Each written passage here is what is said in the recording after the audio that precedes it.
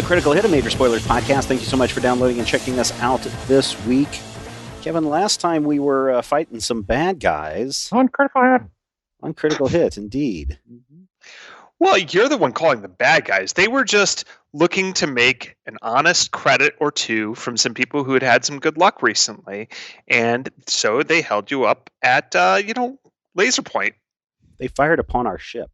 Yeah, this is what in Hackathon we call being an entrepreneur.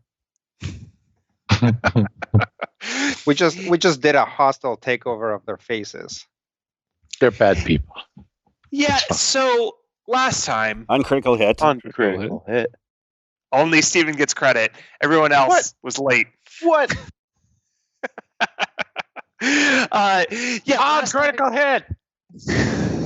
You guys had fought the Red Belter gang, and they had set up on a ridge with a vehicle with some sort of ship weapon that could bore through your ship's hulls like it was a mining drill, or the shield and hulls like it was a mining drill. And then they had accosted you, all because supposedly of a gambling debt of Big 313, the burly android bouncer that some of you have worked with before. He evidently made a bad bet against you guys, and that basically led the Red Belt gang to your ship's doorstep. And then you battled them, and you eventually overcame them. But don't forget, the reason you're still on Hackathon is to investigate the crash, the demise of a previous team on Team Elysium on Drifters from a few seasons earlier that was given to you by your sponsor contact, Rain. Right. Weren't we going to go check out the hauling company or something, or what were we doing on that? You do have direct... we were going to go check out the wreckers, basically. Yeah. But did Kevin, we wipe everybody out, or do we have prisoners? You have two prisoners. You have their leader, the Red Belt Gang leader named Marcos, and then you have another prisoner as well. Okay. Kevin, did you tell us what the ship was called for Team Elysium? No, I don't think I did. Okay. All right. Bob will initiate repairs on the ship.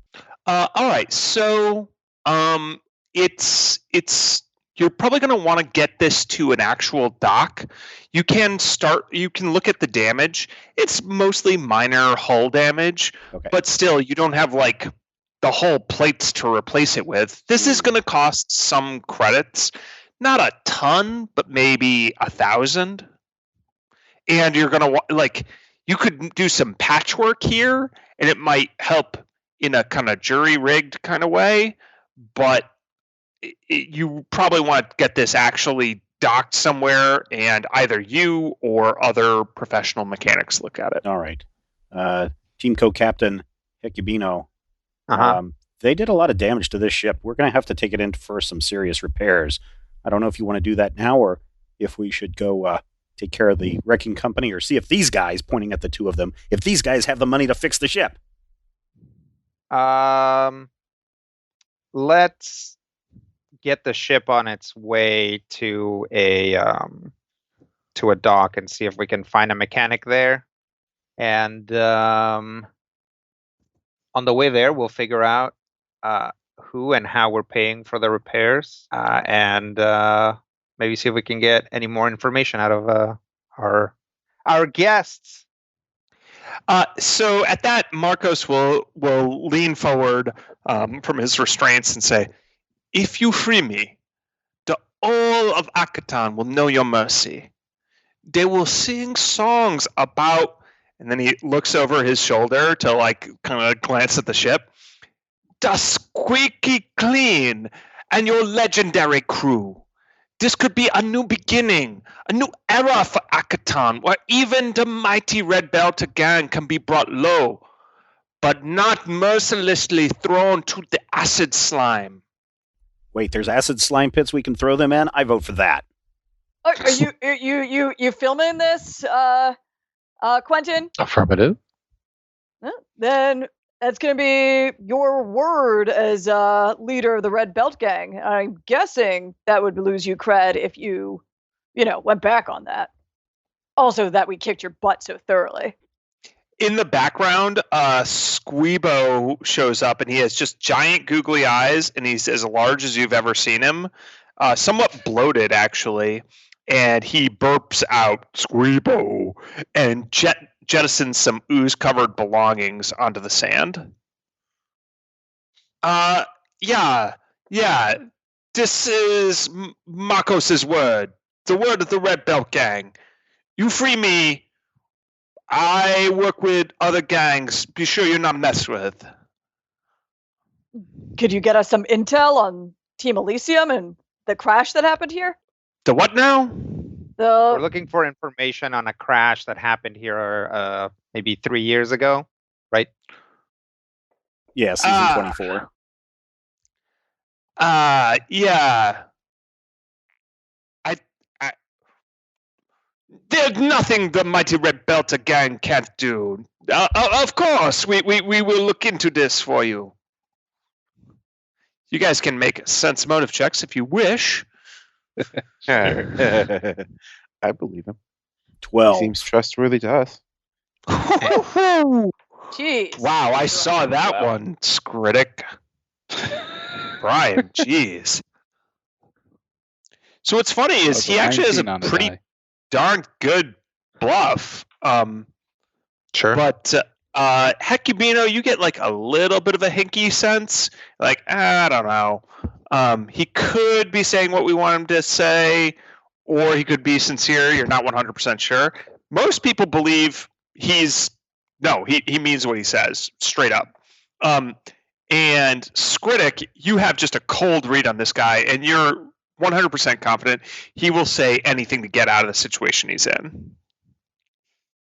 Would I have the sense at all that he'd leave us alone and not seek retaliation if we let him go? I mean, you get the sense from him currently that he is more afraid of you and looking to get out of this situation than looking to show up his ego, but you like to brag to others. But if you were to say, because you feel like you've known this guy for a while, and you feel like if you were to threaten him publicly with embarrassment, he's less likely to back down. But if you were to privately let him slink away, he'd be more likely to. You're saying he'd be more likely to seek revenge if we let him slink away? No, more like he wants to slink away right now. If you were to say, let him slink away, then publicly expose him, then he'd come back for revenge. Okay. Yeah, kind of. This from his tone and body posture and stuff like that. Yeah, I'll kind of slide up to Hecubino and it's like, I don't think we can count on him for anything, but I think we'd be okay to let him go. Yeah, I think you're right. Hey, Quentin, can you cut a segment together with like the ship's cameras and stuff of the fight? Don't show anybody actually getting dissolved. And we'll I think maybe we should just let these guys go on the condition that when we let you go, you run off in, where's the sun? You run off in that direction and you turn around, shake your fist and say, curse you, mighty team lizard brain.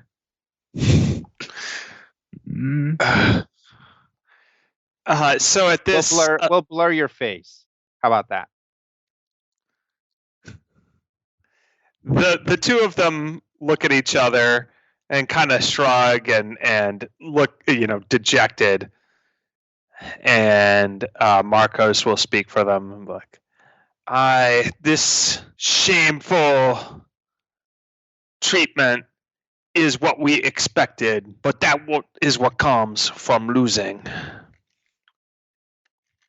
Fair enough.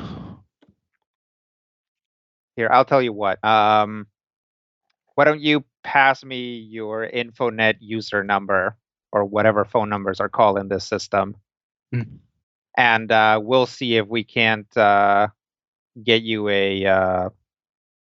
Oh yeah, of course. Here's my InfoSphere profile. Yeah.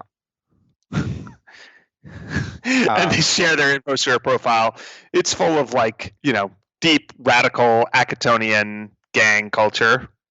Yeah, I mean, I'm into it. It's too bad we ended up on the wrong side Opposite of sides. this conflict. Like these guys are basically us. Yeah, if they wanted to if they had a theme song for us, we could work together pretty easily. Yeah. Nice. So yeah, I'll see if I can squeeze in an advisor's credit. So you might either get a mention on the credits and the Red Belt Gang might get a mention, or you might actually see some actual credits come your way. How about that? Oh, that most magnanimous of you. But remember, run that way, turn around, curse team listeners, right? There's no way for a Red Belt Gang to work.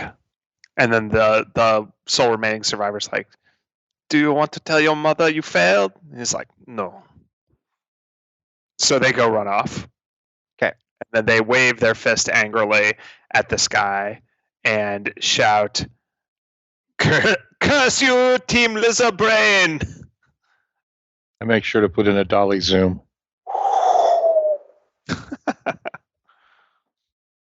All right. Well, they didn't seem too happy about it, so Quentin, I'll leave it up to you as to whether you blur their faces or not, and then either pass me the paperwork to try and get them a credit, or if you want to handle it, you can. I'll inquire. You immediately get an InfoSphere message from let's say Kami. I think Kami might have been one of the ones who lived. And it's like, post here when this goes public. Oh, sure, yeah. Want to share that on my social media? Yeah. Definitely want to put that on the intergalactic LinkedIn. Okay. All right. So you guys still have the data pad that Rain gave you that has the history of the salvage of Team Elysium's ship, which is called the Arcadia. So as you look through it, anyone who wants to can give me some sort of computers check or culture check. Depends on what you guys are doing and who's looking through it. Oh. We know culture. Yeah. I've got culture and engineering and piloting, if either of those would help. No, this is more like reading through a bureaucratic document. Okay, I wasn't sure if it was an incident report where it'd be was the sabotage. Would it be diplomacy, since I'm diplomatizing the not the horses, but the no, pilots? Just straight up no. Sorry. I can use computers and run through this really quick and look for any glaringly obvious missing data that should be in a report like this. Bob may have been involved in a crash or two in his time, so he kind of knows what incident reports should look like. Actually, you know what, Sam, you make a good point. I would also allow engineering checks to double check things, just to be sure that the incident report is logistically sound, basically, from an engineering perspective. So computers, engineering, culture. So Bob, why don't you go ahead and give me that computer check first? You're kind of going through the file, you're double checking everything, seeing that it all looks good. 17. Everything looks perfectly in order as far as you're concerned. There are no red flags on any of these files. Everything just seems like neat and orderly. Like maybe too orderly?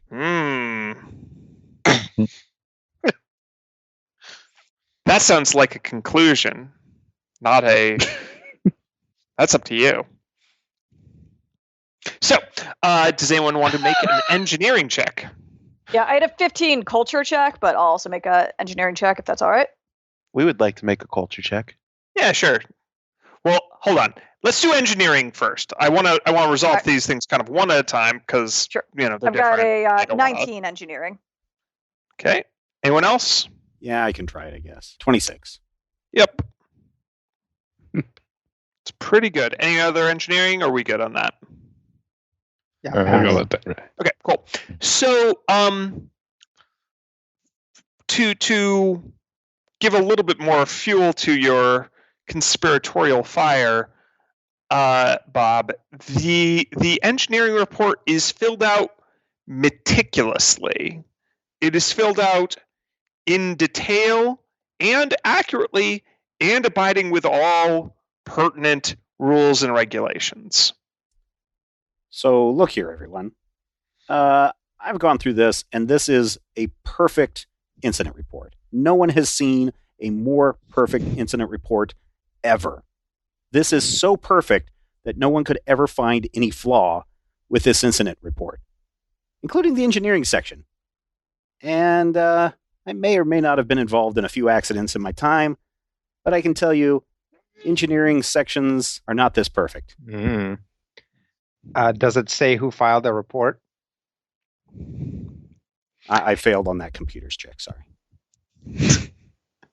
And then also the culture checks. Does people want to give me that too? Yes. So I got the 15 from Vanky, and then anybody else? Yeah, if we're all throwing stuff in, I'll throw my, where's culture? 29. I'll do one. Ooh, Amu, very nice. Oh, yeah, I was going to say I was... Kabino, not much, but Skritic a little bit. Okay, so Skritic and Vangi, you get like a little bit of a, I mean, maybe this is just how they do things. Vangi, you're like, I guess this could be like one of the better incident reports and like procedures on Akaton. I mean, I don't remember this growing up, but it's totally possible that they've just cleaned up their act. And Skritic, you're like, yeah, I mean, this seems a little too good to be true. But, it's so official. It's just, every I has been dotted and every T has been crossed. And, like, you're a little dubious of it, but you also don't have a thread to really tug on it. And Amu, you give this a look over, and you're like, this document isn't real. There's simply no way. I mean, it has been maybe bought and paid for. It's certainly been created by people who knew what they were doing, but it is effectively useless and is likely a lie. That's not how these guys fill this sort of thing out. This isn't what would come from this area. Let me see. I look at it, immediately get bored, and hand it back to Amu. I trust you. All right. Well, that's not good. No, that is good.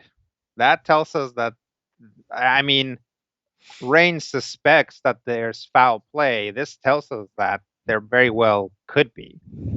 Yeah, I mean, I guess good for our investigation, not good in general. But, all right. Well, hey, there see is if you one... nerds can see if there's any metadata on this document. Yeah. Who do we talk to next? So yeah, from the computer's check, there's some metadata that would lead you to basically the area around what's called Golden Bay. You guys know any place called Golden Bay? Oh. Do we? Yes. So Vangi and probably Skritic and Hecubino definitely know Golden Bay. So it used to be just called the Deep, but then it's now called Golden Bay, although that's kind of ironic. So it's a massive crater on Akaton that is so named because there are lots of Thasteron mining veins. So Thasteron is this mineral that was used in pre-drift engine technology that is clearly what Akaton used to be like an industrial hub for. But with drift technology, which all came along before you guys were born, it basically hollowed out Akaton's economy and ruined all of these companies and made all of these cities that were nearby these Thastron veins worthless. So nowadays, think of it as burnt out shells, industrial remnants, broken down machines, people trading with one another on kind of the black market and stuff like that. Russell, Kansas, for lack of a Yeah, it's better like term. you start in Russell on Old 40 and you drive from that to Hayes. That's Yep. what we're basically. Oil go bust, oil go boom. Yep. Or perhaps scratch that, reverse it. Thank you. Yeah. So. Yeah, we know Golden Bay. It's a fun rebranding of what's basically a toxic hole in the ground, but there's habitations nearby. Is there like an actual city around it? There are several cities. The city you guys are most familiar with is called Booster City, and that is where some of your friends and allies call home. Specifically, the Trash Wyverns. Oh, nice. Okay. Is there a docking station where we can get some repairs at this place? Yeah, pretty sure. Let's head over to Booster City, and since most of our contacts are there, we can start up. Big 313, you need a ride? Oh yeah, guys, I'm real sorry about bringing these guys here to you. I didn't really know what to do. Next time, bet on us. Yeah. Who'd have thunk it? Good work. You've really made us proud. He looks perplexed that you somehow won. Yeah, I'll pat him on the shoulder and be like, "Hey, from here on out, let's bring each other opportunities instead of problems, huh?" He pats you on the back, and you realize how super strong he is. Yeah. You just stumble a couple of feet, and he's like, "Sounds good." Well, there goes my last couple stamina points. All right, I'll go to the cockpit and plug in the coordinates for Booster City. All right, so you guys can do some pretty quick suborbital travel to Booster City. You have to, adhere to the bizarre patchwork set of flight coordinators that run on Akaton that seem to be basically running this operation with very little planning, or they're just doing the best they can. So you avoid a couple of close calls, and you have time enough to spend a resolve point and regain your stamina if you wish. I wish to do that. Yeah, some of you may have gotten injured. But that doesn't. What about our hit points? Does nothing for your hit points. Okay. You have to take an extended rest or something for that. Point to do that. Yeah, like somebody trained in medicine, Amu, for instance, could help heal you with actual treatment, but that would take potentially a longer time, and you couldn't be piloting while that's happening. Right. He also might have there are various other ways to heal hit points, like spells or items, but yeah. It's only 4 points. Okay. So everyone spends a resolve, and you've got Big 313 and your crew counting your extended crew, of course, like Herman and Squeebo. And that's it. Grace? Yep, I think so. Oh, yeah, Grace is online. Grace is responsive. Grace is a little peeved at having some hull damage, but it's more of an annoyance as opposed to a fear. Yeah. Hey, Grace. Hello, Bob. Sorry about the damage to the ship. We're going to get that repaired soon. Well, thank you, Bob. I do think that's for the best if we're going to continue racing. Yeah, definitely. Hey, how does one vent a Squeebo? Oh, I don't know. He my sensors don't track where he is. Okay, he was just mighty big and bloated the last time we saw him, or the last time I saw him, and I'm just don't want him, exploding all over the ship and causing more damage. Oh, that sounds All like an Amu question. I agree. My databanks are relatively limited on the issue of such matters. Okay. I can, of course, provide an airlock, or if you can convince the Squeebo into one of the facilities. Okay. Thank you. We're heading to Booster City. Those are the coordinates that I plugged in, so. All right. Good luck. Thank you. I open up a patch to Amu's med bay. Mm-hmm. Hey, Amu, are you worried about how big Squeebo is getting? Are we worried about any kind of reaching capacity and exploding and causing lots of damage? That's a good question. What kind of check would I need to do to How about a know if- physical science check? which science? Physical. Normally, the I'd give same you one either life way. science, but this one seems physical to me. Yeah, it's the same either way. All right. That is a 23. That's pretty good. So you're fairly sure that he will continue to expel stuff as he digests. Oh, we shouldn't need to worry about Squeebo. I believe he's just digesting. Or we believe he's just digesting. Okay. How long is it going to take to get to Booster City? Not long, maybe an hour. Okay. I will relay that information to Hecubino. Oh, yeah. Thanks. I will. Hey, does anybody have down how much money each of us got from the last or from the race? Because I think my character sheet didn't save.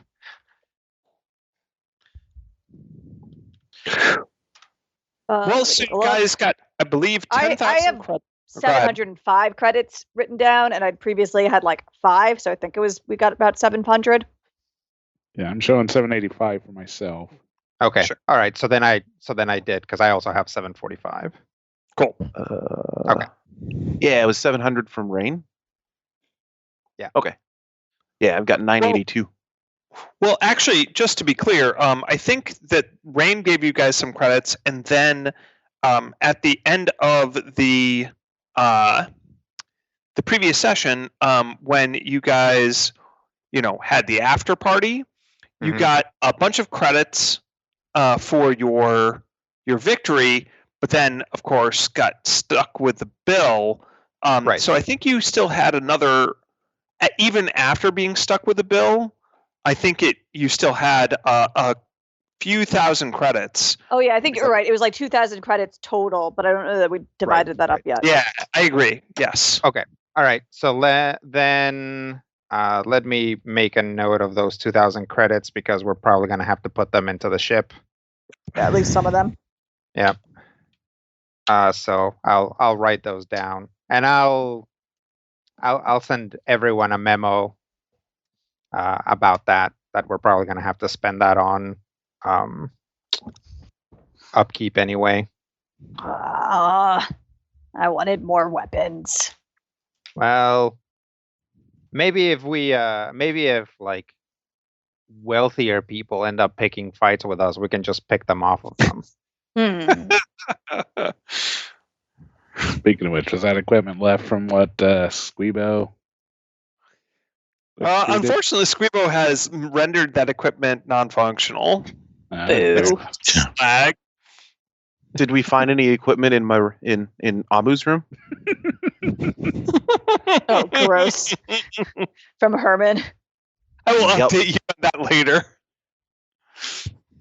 Yeah, it's going to come out the other end, though. Gotta Beggars and wait for choosers. the digestion process. See, the good thing about Herman, though, is that if he behaves like an actual crab, then he'll probably just pick stuff off of things.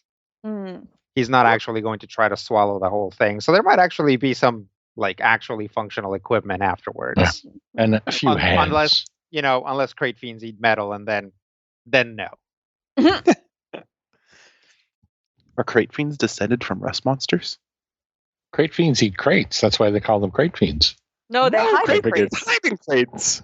Yeah, like, they- Hermit they're fiends. hermit That's why crabs. he's named Herman. Yeah. Otherwise it would defended be from called great the dragons. crater fiend. Anything else you guys want to do on your way to Booster City? Check on Herman. Herman I'll, is happy as a crab. That's a saying, right? Yeah, you should feel bad. I'll, And that's coming from me. Ow. I'll see who all wants to have a quick sort of like production meeting. Yeah, I'm in. I'll sit in on it. I got nothing better to do. We'll participate. I'll patch in from the cockpit. Okay. Is Quentin there? Yes, Quentin is there. I'm sorry. Am I muted again? Not I think you anymore. were, but I Okay. just am thoroughly amused at the thought of Quentin being the only one of the crew not involved in the production meeting. Yeah, that's, Oh, he's supposed to Quentin. have had maybe he's having his own special quiet meeting with somebody. Quentin's going to go watch Dun, television. dun. Dun, dun, dun. Shh. That's all okay. secret. So while we're doing this, looking around into this mysterious shipwreck, I think we can probably also spin this into a segment of like, Akaton kids done good coming back home. yeah, we should do that since the whole thing that we're investigating is supposed to be a secret, so it's a good excuse for why we're sticking around here. Yeah, that's what I was thinking. I So like yeah, if we can do that, and then all that really needs to happen is when we are walking around public streets or whatever, Quentin, if you want to get some footage of that. I mean, we got some money, so we might as well look at equipment while we're around. Maybe you can get some of that, like people shopping, and then depending on who we run into and who we talk to, we'll see if they want to be in it or not. That seems eminently reasonable. Okay. Any other production concerns? All right. Great job, everyone, by the way. Didn't really say that enough. You guys are awesome. Good crew. Yeah. Really, really kind of, and I like look over to Banyan, not really, just a absolutely deadly squadron that we put together here. So we definitely appreciate all the work that you've been doing. I have you all here that didn't really get a chance to say that I feel that like Bob was the real MVP of the race. Oh, thank you. I think he got us out of a lot of scrapes with his driving. Look forward to more successful races, and honestly, more scrapes, more non-race related scrapes if we keep investigating like this. Yeah, considering that it's pretty clear that someone had a cover up, we're probably going to wind up in a lot of trouble. Yeah. Good times, though. Great job, everybody. All right, cool. And with that, you guys are settling in that suborbital trip to Booster City. So you can see it on the horizons on your scanners and such, and you see that as you approach, it's once a prominent Thastron mining town, like we talked about. It's now a half-collapsed ruin with buildings built into the side of the Golden Bay crater. The collapse, which is rumored to have been caused by a lack of any safety regulations about the mining operations there, exposed a network of tunnels, some natural, some made by other inhabitants of Akaton, and some possibly artificial from a before the gap kind of prelapsarian age. So those are obviously of great interest to people exploring them and mining them. The side of the crater is covered with rickety structures built from the walls in ways you wouldn't think are structurally sound, and those themselves are covered in wires and have made like little impromptu landing pads. There are dozens of speeders and small ships finding docking, seemingly catch as catch can, at many small operator lots. So think you're all competing for some number of parking spots that are all run privately and are unlicensed. And then above that, there are the remnants of the old city that didn't fall into the crater, and they tower over the rest of the city. These are giant industrial machines and just enormous manufacturing facilities that have been repurposed as de facto palaces for the 2 or 3 families that still make plenty of credits from the commerce that happens below. So you have to find some docking. Does any of them look reasonable in quotes? Reasonable. Not too expensive and not too cheap, and can fulfill our needs without tearing through all of our monies. So it's one of those things where imagine you're deep in traffic, except traffic is 3-dimensional, and you're not familiar with where you're going at all, and things are basically honking their sirens at you, and people are like sending you direct messages being like, you can park here, nope, never mind, you're too slow, and or you can dock here. And so it's less of a what are people offering and more of the I'm circling the blocks around a concert venue, desperately trying to find a place that I'm sure isn't like the worst in the world. Okay. Great. So Denver, basically. I will do that using some piloting skills to find the best place, and I'll probably cut a few people off in the process. Well, why don't you give me a piloting check, but I'd also allow someone to make a we'll say I'd allow a diplomacy or a culture check to advise him, but only one per person. You say? Yeah, I'll pass on that. Thanks. I know a robot who's good at diplomacy. You know a colony who's good at culture.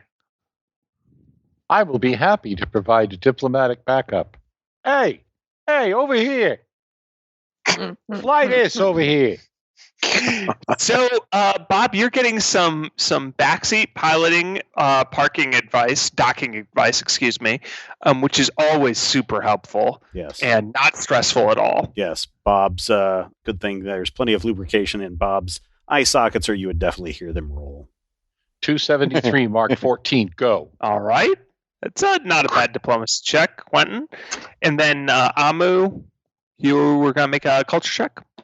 We can make a culture check, yes. So Amu starts shouting not helpful advice about Akatanian culture that Vangi and Hecubino do not agree with and is not helpful while piloting. So Amu, do you want to come up with 1 or 2 anecdotes that you shout out about Akatanian culture?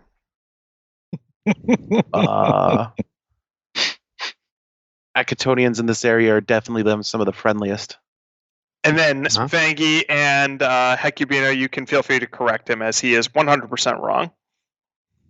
If by friendly you mean they'll knife you and rob you, then you are correct. All right.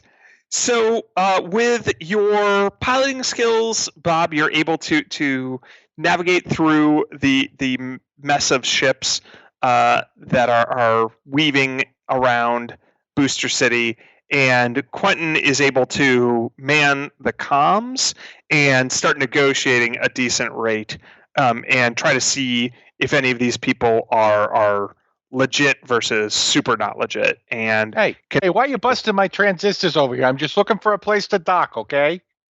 I just need to put the ship down. I need to dock. No. I don't want to hear none of this 20% credits off, okay? I'm telling you, I got to shut up. You're done. I'm done. I'm moving on. It's pretty good.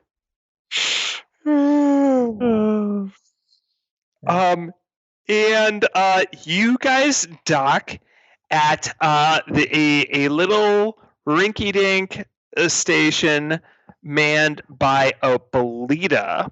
And if you've never seen a bolita before, imagine, let's say, this is just one of those. I love Starfinder for all its bizarre stuff.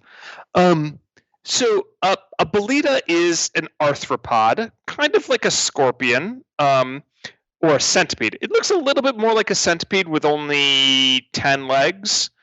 But it's you can't call it bipedal because it's got 10 legs, but it can stand upright, and it's about 5 feet tall. And it has antenna, and it has like little prehensile claws, and it's got little stingers at the end of its tail. That's terrifying. And it's covered in a green chitinous armor. And for what it's worth, Amu, you know that bolitas are natural tunnelers. Like they're just very good at digging and enjoy it. So it's not really surprising that they settled around a mining town. And this one will negotiate your docking price with you. And he seems to be playing a bit of hardball. He's like, so. Yes, you're new to Booster City then. Well, we'll just be charging 500 credits per day. Oh, Hey, I don't think Tell so. them I we're don't on think Drifters, and that we can give them a plug that our repairs were done in the next episode. You see this camera right here? You see this camera? This camera can make you famous. This camera can also make you broke. You understand me? I do not understand you. All right, But well, if let me put it to you this way. Just because I'm a ball doesn't mean you think you can bust me, okay? I am not going to pay 500 credits for nothing. We will give you 75 credits per day, and then we can negotiate on what it's going to cost to fix the hull. Make a diplomacy check. All right. Bargaining mode gives me a bonus to diplomacy, 24. Shockingly good. He just wants the accent to end as soon as possible, so he's willing to exit the scene. Don't mock bargaining mode. Bargaining mode is an extremely useful tool. It's code switching. Yeah, literally. Are you It's just Italian a completely different American? Otherwise, I application. don't think you can say that.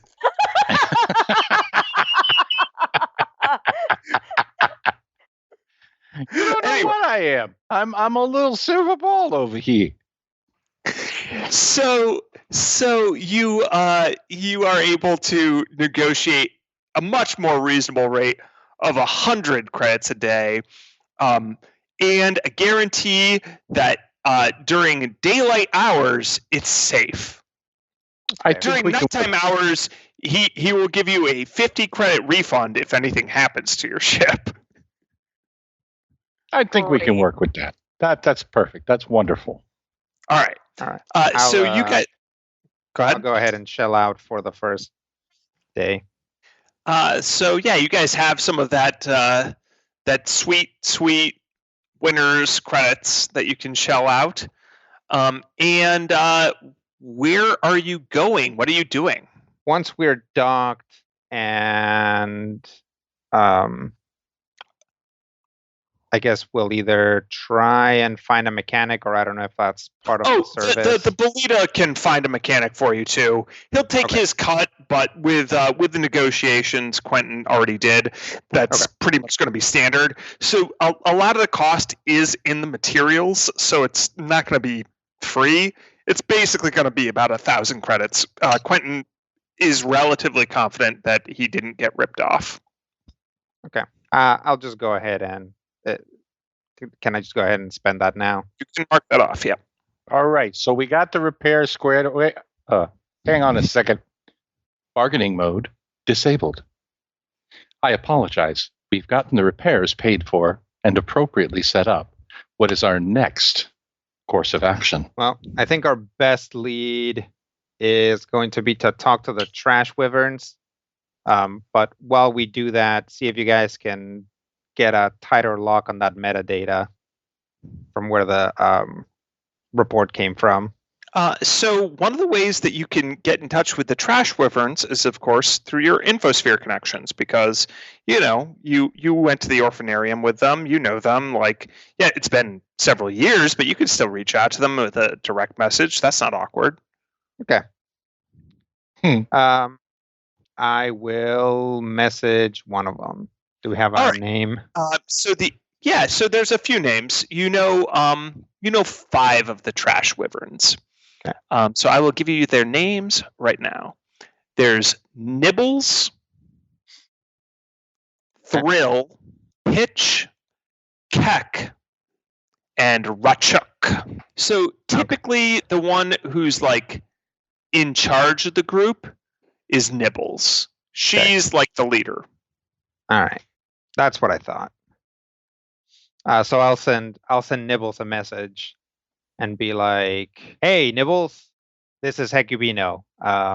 We are currently trying to, cash in on some stuff. So we got to do some work, trying to investigate a wreck. See if you guys are able to do it. Call us. Let me know soon. Bye." So you send that message, and you immediately get a automatic reply that says, it's just like all in text. It's, "We're sorry. The person you're attempting to reach has been detained for debts not paid to Society, Debt Collection Inc. I'll forward it. Please contact the local office of Society, Debt Collection Inc." And then it has like a little auto link thing that says Muckrakers, and it has a little GPS address locating it in Booster City. Okay. The company's name is Muckrakers? That's correct. Well, all right. Looks like our contact's been detained.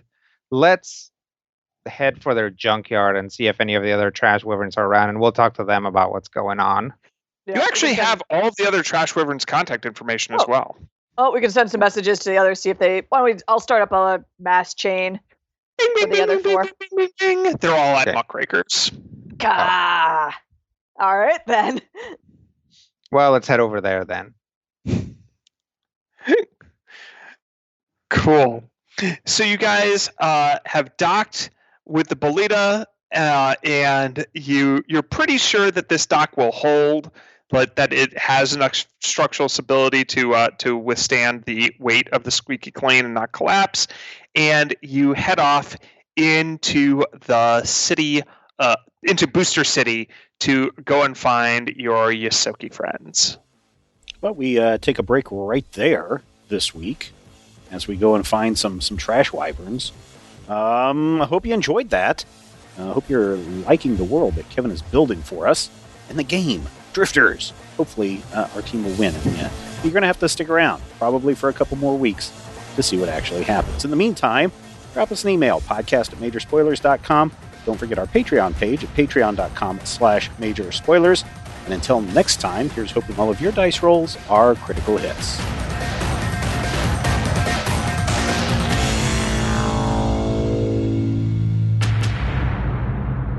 This podcast is copyright 2021 by Major Spoilers Entertainment, LLC.